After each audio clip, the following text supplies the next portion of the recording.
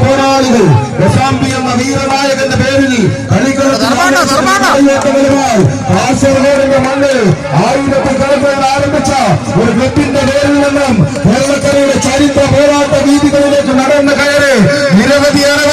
കപ്പുകളും കിരീടങ്ങളും സ്വന്തം ഷോക്കേസിലേക്ക് കൂട്ടിവെച്ച പടയാളി കൂട്ടങ്ങളുടെ ആവേശപ്പടയുടെ പോരാട്ടത്തിൽ സച്ചിനും ശിവപ്രസാദുമെല്ലാം കളിക്കളത്തിന്റെ വീറുള്ള വാശിയുള്ള പോരാട്ടങ്ങളുമായി അജാസ് കുന്നിക്കോളും വാഗച്ചിയും സംയുക്തമായി ഈ കളിക്കളത്തിലേക്ക് അത് കൊസാമ്പി